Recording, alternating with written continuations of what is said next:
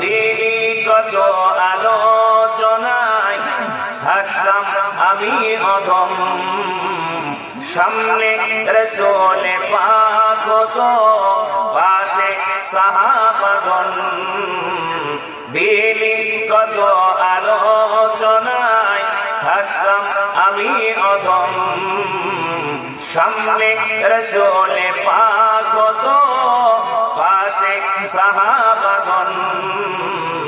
আবু বকর ওমর ওসমান আলী সঙ্গী কেমন হতো, ঠিক না?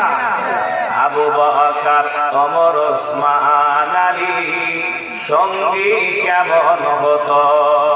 জন্ম আমার নবী যুগে হলে কেমন হতো, দোনয়নে রাসূল